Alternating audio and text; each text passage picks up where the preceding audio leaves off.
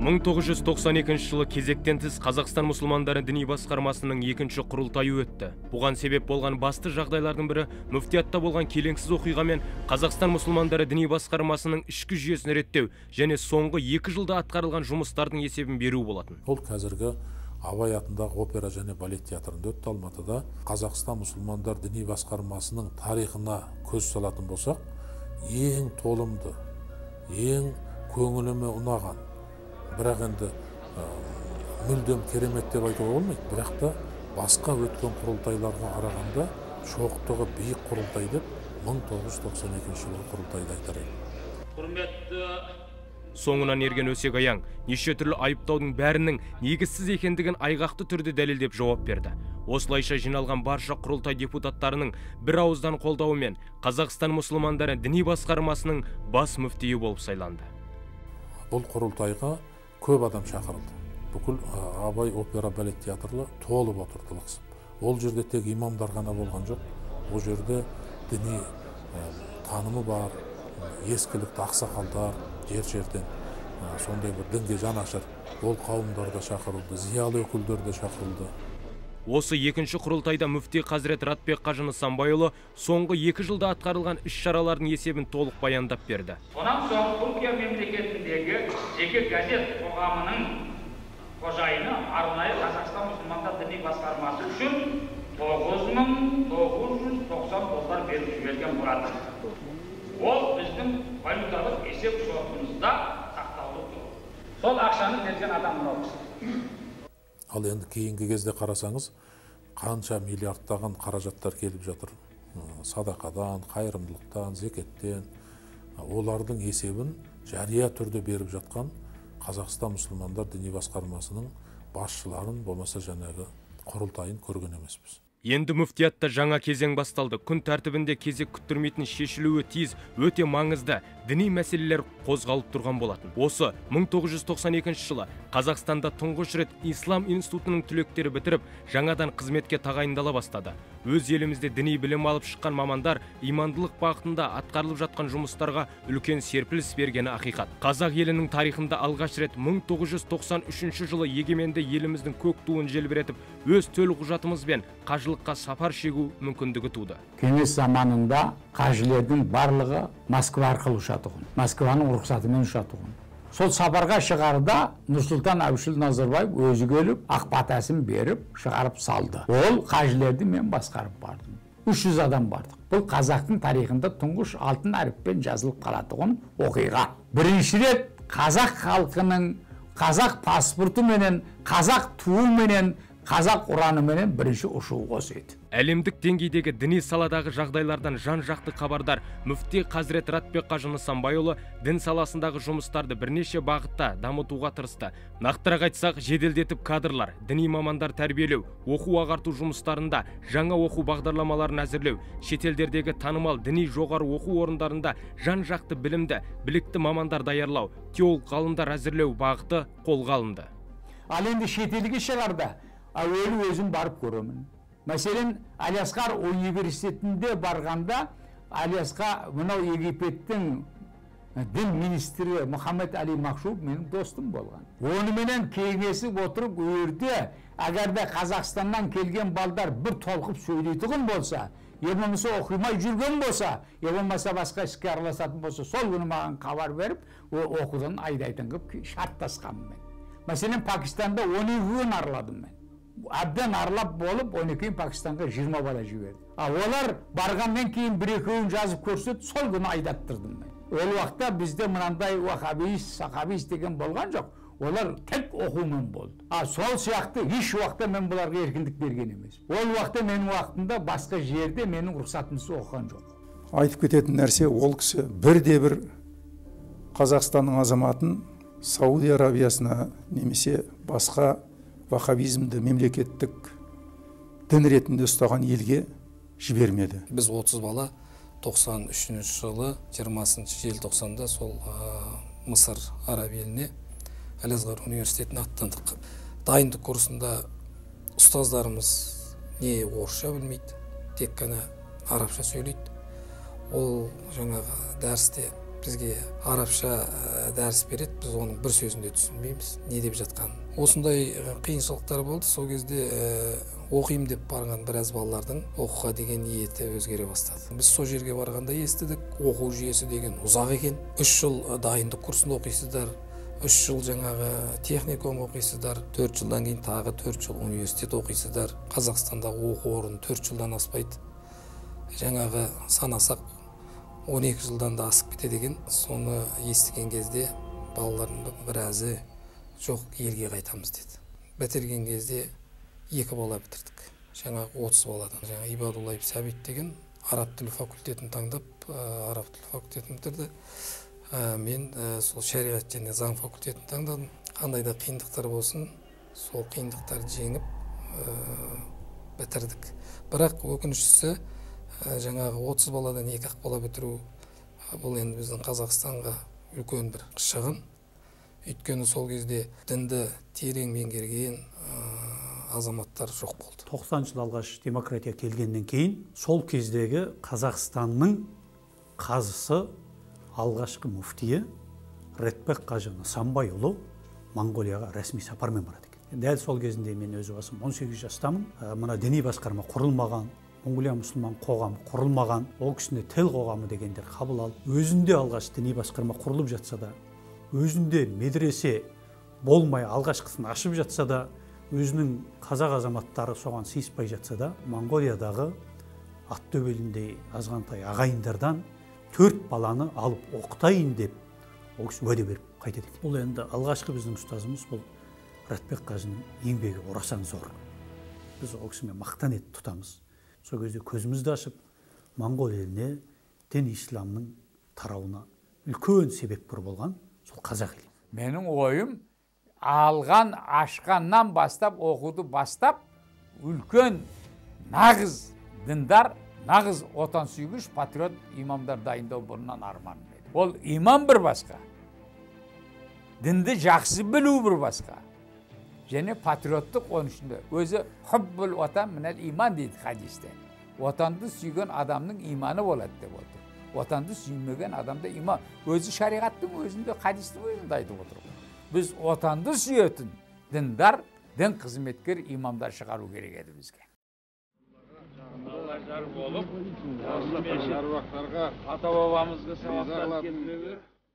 Қазақстандағы ескі мешіттерді жаңғырту, жаңа мешіттер салу жұмыстары жолға қойылып, түрлі деңгейдегі мешіттер бой көтере бастады.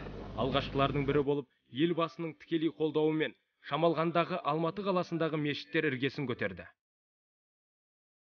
Осы мешітті иманға толып халқымыздың ынтымағы нығая берсін. Осы мешіт құт болып Нұрекеңнің атын Алатаудың шыңында көрсете беруге.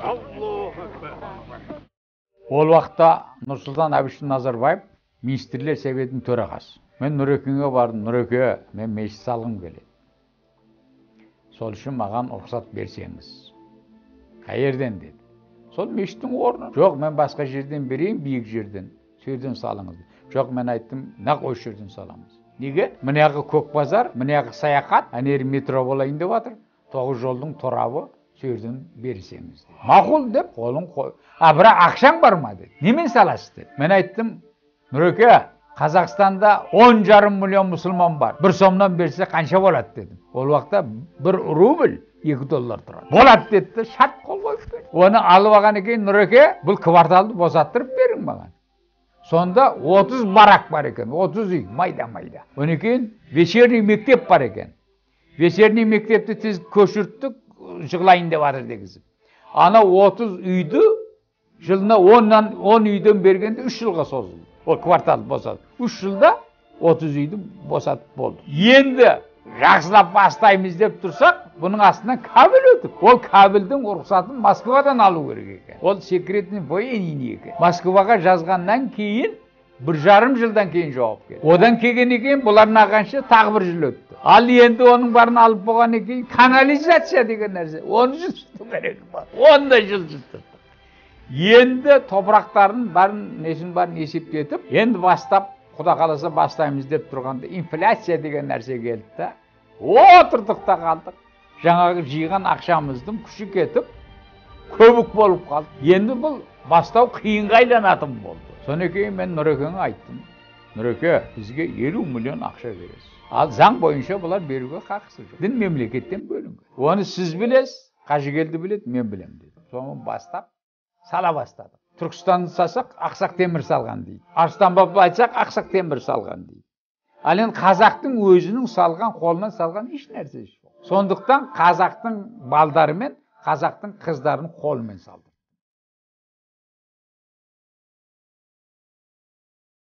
Еліміздің барлық облыстарындағы мешіттердің жанында діни сауат ашу курстары ашылып, жұмыс істей бастады. Әрбір елді мекендерде шағын мешіттер бой көтеріп, жастар әдет-ғұрыпқа, салт-дәстүрге, діни мәселелерге толығымен бет бұра бастады. Болашақты бағдарлай отырып, Орта Азияда ең үлкен рухани білім ордасын Алматыда салу жоспарланды. Осыған орай Египет Араб Республикасымен келісе отырып, Қазақстанда ислам әлеміндегі атақты аса беделді Әл-Асқар университетінің филиалын ашу жұмыстары басталып кетті. Мұхаммед Али Мақсум, Египеттің дін министрі, Нұрсұлтан Әбішұлы Назарбаевты Египетке шақыруға 1 жыл бұрын келеді. Ол мынау Құрманғазы менен Пұрмұнттың бойындағы қонақ үйінде жатады. Кешке мен жұмыстан келгесін ол шақырып алады. Екеуміз отырып өте көп әңгіме қылғанда мен айттым: біздің бабамыз Az-Zahir Биварс орта ғасырда сендерді билеп, сендерге көп үлес қосты. Ал енді сендер біз жаңадан дінімізді қайтадан жаңғыртып атқан уақытында әлемге 1100 жылға жуық тарихы бар Әл-Асқар университетінің филиалын бізден ашсаңдар, 16 мемлекеттің ортасында тұрған Қазақстаннан дінің өте жақсы тарқайды. Сол үшін осыны картаға қарада ертең маған жауабын бер деп кешке кеттім. Сұлтан Бейбарыстың кесенесіне біздің елден мәрмәр тас жіберілетінін және келісім бойынша биыл 25 адам діни оқуға баратынын мәлімдеді. Звондап таңды намазды екеуміз бірге оқимыз деп шақырып алды. Сонан өте дұрыс айттыңыз, осыны істейік деді.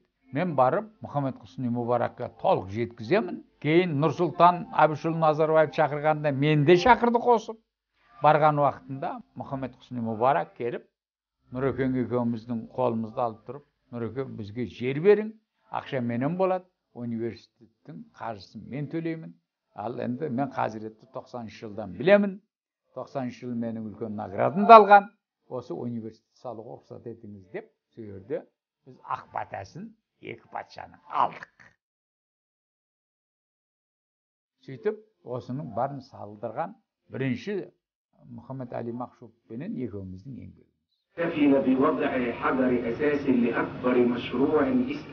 Оны кейін маған бұлар қабылдаңдар деді. Кейін мен айттым, жоқ, толық бітірмесеңдер қабылдамаймын дедім. Соның толық бітірмей тұрған уақытында мен мүфтилықтан кеттім де, негізге мен ашқан уақытында Нұр Мұбарак Ислам университеті. Мұбаракты Нұрсұлтан қойды, Нұрын Нұрсұлтаннан сұрап мен қойдым. Сөйтіп Нұр Мұбарак қойған менмін. Нұр Мұбарак университеті құрылудың алдында негізі Қазақ Исламтану институты деп құрылатын болған. Ондай да бір жоба болған. Мына Нұр Мұбарак университетінің құрылуына негіз салған біздің Ратбек Қажы Нысанбайұлы болатын. Оның құрылтайшысы Қазақстан мұсылмандар діни басқармасы болу керек болатын. Мысыр жағынан Мысырдың сол жаңағы муфтияты болу керек болатын. Сондай шешім қабылданған болатын. Алайда жаңа муфтиіміз Абсаттар Дербісалы келгеннен кейін бұл мәселені қайтадан қойып, үкімет тарапына көп көтеріп, ол кісі енді көп жылдар білім саласында жұмыс істегеннен кейін бұл мәселені тез шешіп тастаймын деп ойлады. Алайда бұл өте қиын мәселе. Себебі ол оқу орнының ислами білім ордасын тіркеу үшін діни сенім бостандық жөніндегі заңды әуелі өзгерту керек еді. Содан кейін барып қана білім министрлігі бұндай оқу ордаларына жаңағы лицензия, рұқсат құжатын бере алатын еді. Қазақстан мұсылмандары мүфтиятының бас мүфтиі Ратбек Қажы Нысанбайұлы тақсырға беріледі. Ассаламу алейкум. Бисмиллахир-рахманир-рахим. Алхамдулиллахи раббил аламин. Бүгінгі күні біздің Қазақстан Республикасында өте бір қуанышты күн болып тұр. Ол астанамыз жаңадан құрылып атқан Ақмолаға Қазақстанның гербі және туының Алматы қаласынан Ақмолаға көшуі құтты болсын және жемісті болсын, халқымызға барлық уақытта ынтымақ әкелсін демекпін. Ал енді осындай үлкен ата-бабаларымыз дүниеден өткен, солардың ұрпақтарымыз қысқаша бір Құран оқып, сол әруақтарды тербетсем, әгер рұқсат етсеңіздер демекпін. أعوذ بالله من الشيطان الرجيم بسم الله الرحمن الرحيم Астанамыздың рухын көтере беруге насип еткен болсын, бүтін әлемдегі әйгілі елге Қазақстан елінің аты таныла берсін. Амин демекшімін.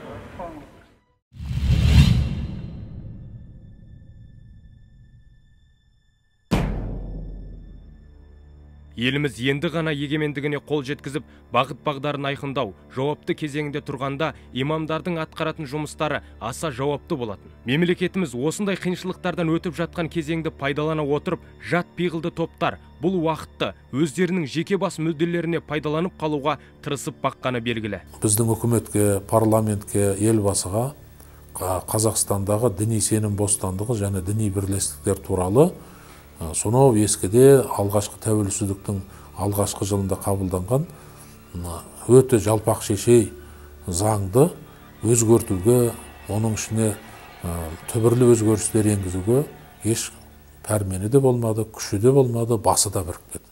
Сол себепті біздің дін саласындағы ең басты заңымыз ашық күйінде қалды. Елімізге шетелдерден түрлі діни ағымдар мен сан түрлі діни секталар үлкен қаржылар мен түрлі тәсілдермен келе бастады. Сол кезеңдерде мүфти Хазірет Ратбек қажы мен соңынан ерген жас буын имамдар руханият мәселесінде түрлі ағымдарға тосқауыл болуға тырысып бақты. Бас мүфти болған, төрағасы болған Әбсаттар Дербісәлінің кезеңіндегі жұмысқа қарайтын болсақ, әлбетте бұл кезең енді Қазақстанның мұсылман өміріндегі ең бір елеулі кезең деп айтуға болады. Елеулі кезең дейтініміз, Қазақстан мұсылмандар осы кезде дінге айрықша ынта білдірген кез еді. Бұрындарда болды, бірақ та бұл кезең айрықша ұмтылып, жастарда, жас үлкендерде, жасамыстарда, мешіттерге, діни ордаларға, соларға топ-тобымен, лек-лекімен ағылып келе бастаған кез болады. Ал енді тап осы кезеңнен бастап Қазақстанға түрлі-түрлі террористік, лаңкестік, исламның ішіндемін деген түрлі-түрлі небір жат ағымдар, радикалды ағымдар осы кезде айқын кіріп кетті. Ратбек қажының кезінде қорқып, үркіп жүрген ағымдар осы уақыттарда айқын бел көрсете бастады. Бірақ ол кезеңдерде қабылданған діни сенім еркіндігі деген заңнамада көп мәселеден аяқтан шалып кедергі келтіре берді. Осы заңның аясында шетелден келген діни секталар мүмкіндігінше тамырын тереңге жайып, өз қатарларының санын арттыруға тырысты. Және олар келіп, біздің үкіметтің мүшелері, премьер-министр, оның орынбасары, министрлер, соларды әулетімен азғырып, соларды өздерінің түрлі секталарына кіргізе бастады.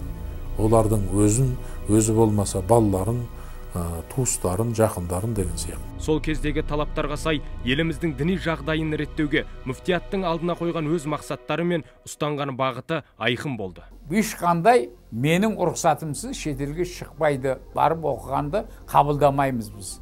Өйткені біздің өзіміздің діни басқарманың кадрын діни басқарма шығару керек деген жолмен шығарып отырдық біз.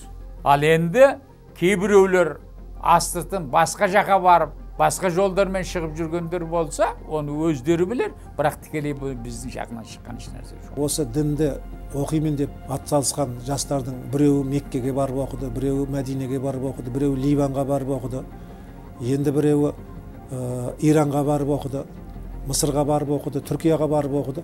Жан-жақтан барып, әйтеуір шамалы кішкене мағлұмат алып келген жігіттердің барлығы келгеннен кейін әрқайсысы өзінше дінді уағыздауға көшті. Бірақ өкінішке орай осының арты әрқайсысының алған білімдеріне байланысты, әрқайсысының өзінің мектептеріне байланысты.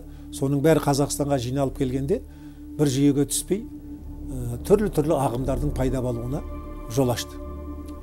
Яғни ағым қалай пайда болды, оның кітаптары да солай шыға бастады. Мынау аэропорттарда кірген кітапты біздер тексеретін қылдық. Аэропортпен немен келетігін болса. Бірақ Бұлар астыртын басқа жолмен кіргізіп кетіп қалды кейін. Ол ешқандай несіз басқа жолдармен әкеп тарата бастауға өтті. Аэропорттан келген кітаптардың көбісі ұсталып қалды. Мен көремді жаптырып тастаймын. Ал кейін астыртын басқа жолдармен өткізе бастады кітаптар. Баспасөз саласын дамыту мәселесі де күн тәртібінде қаралып, муфтияттың жанынан рухани танымдық, дін ағартушылық бағытындағы газет журнал шығару жолға қойылды. Сондықтан өз заманында 2000 жыл мен 2012 жылға дейін қазақ ислам әдебиеті қалыптасты деп мен айта аламын. Сол кезде біздің көптеген баспаларымыз пайда болды. Мына діни басқарманың жарынан шығып атқан Ғибрат баспасы, мына мұсылман журналы, Шапағат Нұр, тағы да көптеген баспалардың көпшілігі осы кезеңде пайда болып, осы кезеңде көптеген діни әдебиеттер шығарды.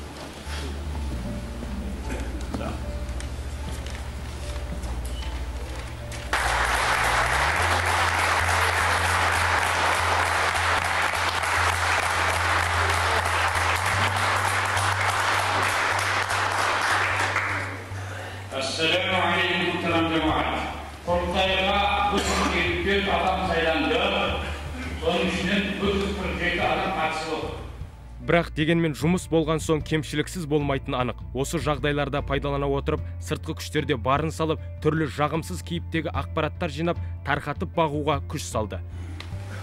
Еліміздің барлығымыз мынау мандатты көтеріп былай ашылсын деп көтерулеріңізді сұраймын. Бұл әрине сыртқы жауларға ұнамады. Ол айдан анық. Сондықтан Ратбек қажының артынан көптеген көз, аңду, теріс мағлұматтар жинау басталды.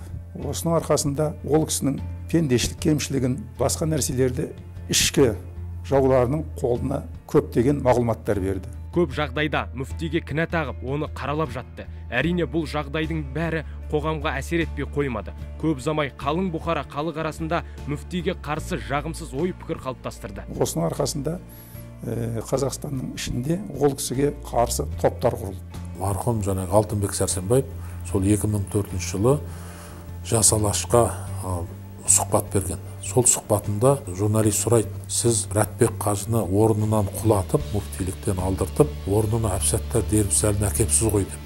Сонда жаңа Алтынбек Сәрсенбаев марқұм ол кезде ғой. Сол айтады: "Я, мен оны әкелген болатынмын. Ратбек қажы Нысанбайұлына компроматтарды, түрлі жаңағы оның істеген терістерін бәрін жинап, не сіз орныңыздан кетесіз, не болмаса мына істердің бәрі қылмыстық іс болып қозғалады" дедім. Содан кейін ол кететін болды. Оның орнына Әбсаттар Дербісәлін ұсынған менмін, оның қызметке тұруына да жағдай жасаған менмін деген ашық әңгімесін айтқан. Әрине, мемлекетпен біз діннің арасы бөлектеп қанша айтқанымызбен де, біз жаңа мемлекет құрып жатқан кезде біз бір-бірімізден өте алшақ бола алмайтындығымызға сіздердің де біздердің де көзіміз жетті. Геосаясатқа байланысты елдердің арнаулы қызметкерлері бұған үлкен ат салысты. Оны біреу білет, біреу білмейді. Біздер оны анық білеміз. Соның арқасында Әбсаттардың дәуірінде Ратбек қажы Нысанбайұлына қудалау басталды. Ағамыздың жіберген олқылығының арқасында ол кісінің ізбасары болып, СССР-дің шығыстану институтының түлегі Әбсаттар Дербісәлі мүфтилікке келді. Оны да алып келген күштердің бірі жаңағы айтып отырған сыртқы күштер. 2000 жылдарда білесіздер, қоғамдық өмірімізде үлкен қиыншылықтар болды, экономикада табыс табу көздерінің азайған кездері болды.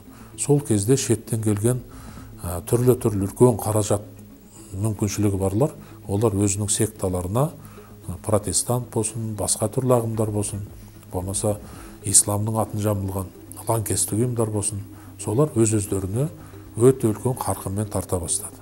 Дербісәлі бас мүфти болып тұрған кезде Ратбек Нысанбайұлын қасына алып, көптеген мәселелерді ақылдасып шешсе, қазіргідей олқылықтар болмас еді. Ол олқылықтар мыналар: бізде исламның толып жатқан деструктивті ағымы елге еркін кіріп, еркін жайлап кетті.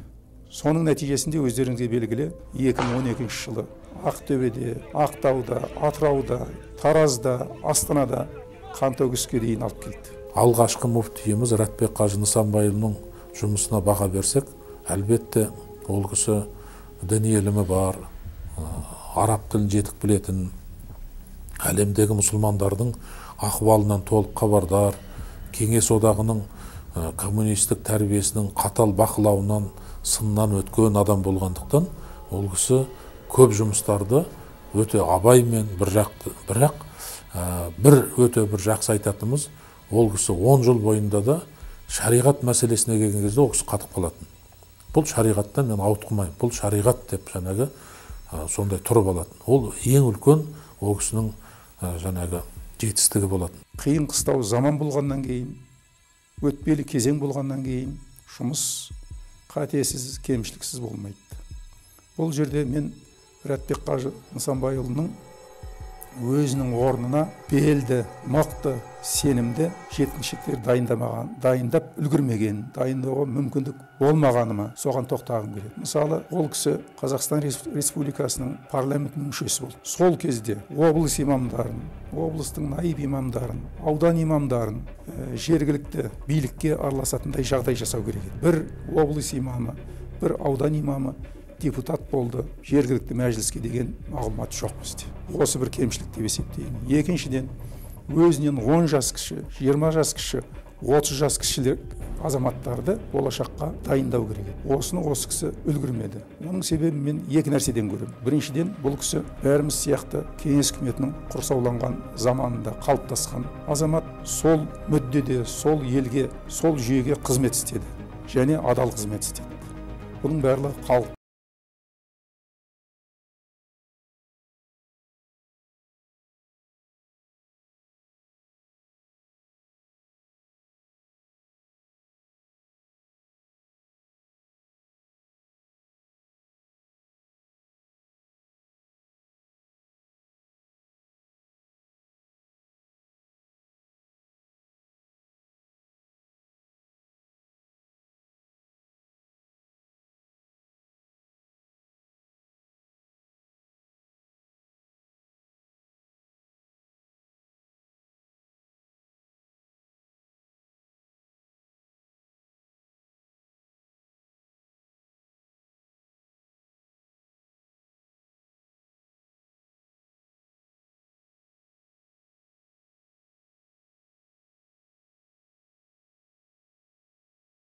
Келгеннен кейін осы Алматыда дінді басқаруға келгенмін. Сонан бері менің дінде істегеніме биыл нақ 25 жыл болыпты. Мен 25 жыл дінді басқарып келемін. Ал енді оның ішінде ыстық та, суық та, қуаныш та, реніш те болды. Мен халқыма, еліме істеген еңбектерімді қолымнан келгенше, бірінші бір Алланың ризалығы үшін, екінші халқымның ризалығы үшін, үшінші дінімнің тура болуы үшін мемлекетіме адал еңбек етіп келген адамдардың бірі шығармын деп ойлаймын. Бірақ менің сіздерге айтайын деп тұрған бір өтінішім, сұрауым бар. Ол өтініш сұрауым, мен осы өткен жылға дейін менің қан басымды көргенде врачтар таң қалады. Үсті 120, асты 80, сіз әлі жігітсіз дейді. Қазір 200-ге дейін көтеріліп кетеді. Оны кейін қант деген нәрсе шықты. Осы сияқты нәрселер қазір маған әсер етіп жатыр. Сондықтан мен сіздерге осындай адал қызмет ететпін. Сіздер риза болдыңыздар. Қазіргі мандаттарыңызды көтергендеріңіз маған ақ батаңызды бергендеріңіз деп білемін мен.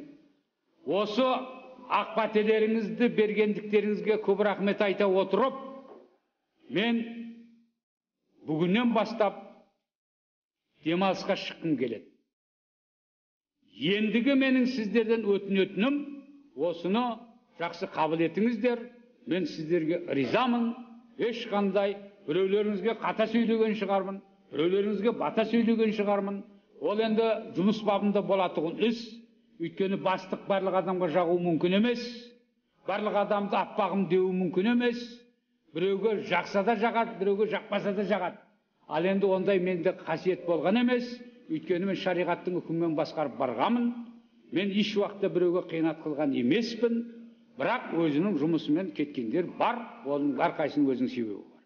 Ал енді осыдан менің өтінетінім, менің орныма болатығын азаматты жақсылап қабылдап алуларыңызды сұраймын.